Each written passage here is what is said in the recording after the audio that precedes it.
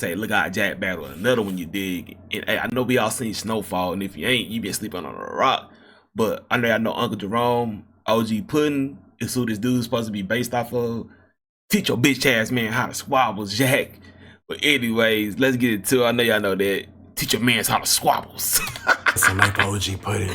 Sylvester Scott was born on November 13th, 1954, in Los Angeles, California, where him and his family resided on 115th Street between Compton Avenue and Wilmington, in very close proximity to the Nickerson Gardens, a current bounty hunter Watts gang stronghold.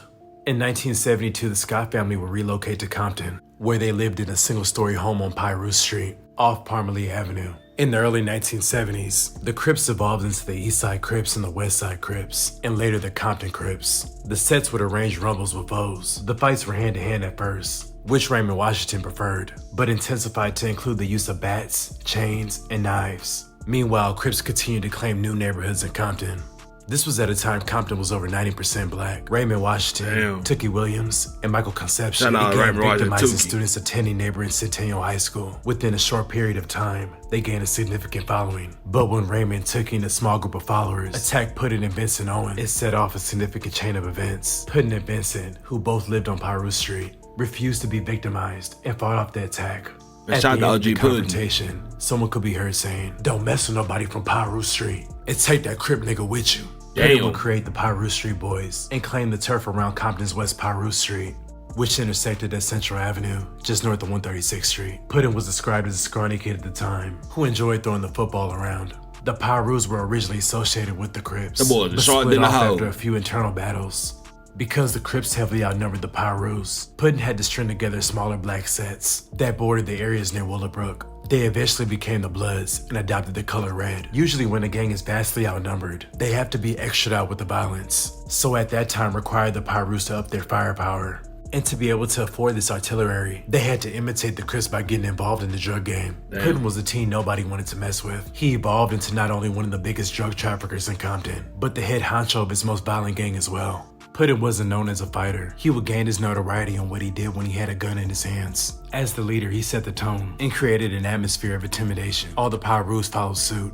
Puddin single-handedly attacked every last Crip set in Compton. The real war in Compton kicked off in 1972, when Puddin and a few Piru'S opened fire on the Crips. The quadruple shooting left one dead.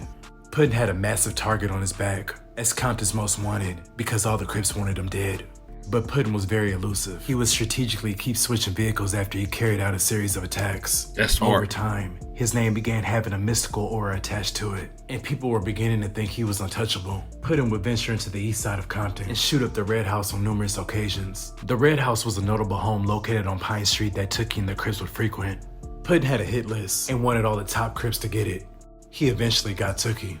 One day on Almond Street, Puddin ambushed and shot at Tookie with a .45. Tookie dove for cover behind a house, but he wound up getting hit in the legs. He was bedridden for a while and had a hard time recovering. Well, that nigga Tookie was big. I had to fight that big ass man. God damn, that nigga was big. Tam was killed by Crips in 1975. This set Puddin into a frenzy. Tam was like a brother to Puddin. Puddin would go on a rampage and wanted all the Crips to feel it. Crips were getting shot in the legs, ass, ankle, and feet. In one attack, the bullet grazed the Crip's head and sent his cap flying. He was hysterical after almost being killed by Puddin. During his terror spree, multiple Crip points would be hit on the same night. It got to a point whenever Puddin came around, Crips would run the other way. Damn. And you had to be careful of that one person Puddin, man, because he had a green 69 Riviera. Whenever we seen a green 69 Riviera, we would run behind a building, whatever, because we didn't know if that was Puddin or not. And Puddin would carry out these missions by himself. His precision was outstanding. He had a reputation for always hitting his target, even shooting from 30 yards away. Puddin would end up going to prison for a rape charge. When he got out of prison, he was no longer that scrawny kid. He got swole up and muscular. In the late 70s, the Black Panthers had moved into South Central from their base in Oakland and began recruiting among the gangs in the area. They had some success, and their next play was to move into Compton. At that time, the Compton Police Department viewed the Black Panthers as a threat, seeing as the Panthers had success uniting a few gangs in South Central. The idea of gangs in Compton merging into one super gang would have made it virtually impossible for Compton PD to maintain control of the city. Their force only had 130 cops at the time. To combat the threat, Compton PD would have had to resort to bringing the National Guard. So a few officers from Compton PD and Puddin made a deal that if the Piru'S kept the Panthers out of Compton, They would back off Puddin in his drug trade operation. Damn. The deal worked, and the Panthers were never able to get a foothold in Compton. In 1987, Puddin would be arrested and later convicted of selling cocaine to an undercover police officer. He would serve his time in the Chino State Prison.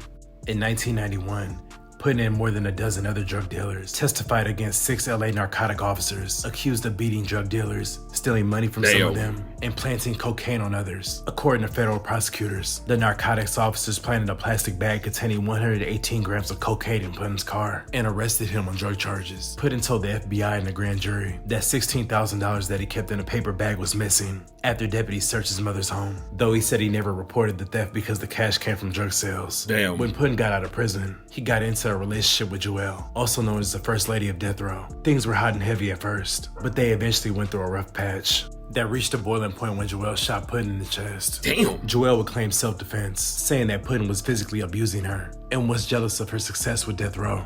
But others seemed to think her statement was slightly fabricated, as Puddin was known to be a ladies' man, and he was constantly dealing with various women, which could have been a motive to initiate a domestic issue. Puddin was described as rocking a full afro, intelligent, and clean-cut features. He could have gone to a university, but instead he was among the most dangerous criminals, in arguably the most dangerous city in America at the time. In 2006, Puddin would die of health complications, stemming from his gunshot wound in the 90s. He was 51 years old. Puddin would set the blueprint and made the Piru'S what it is today. Shout out to OG Puddin, dog. Damn. That's crazy. Shout out to OG Puddin, man. You know, RP that man. You put in the work for them fives, you feel me? Them big fives, the Bloods. Shout out to them boys out there in Cali that originated that shit, started that shit. A lot of niggas imitating that shit now because they started it. Like, you know, boys moved to different places and open shop basically in different places to make this shit what it is. So shout out to them boys.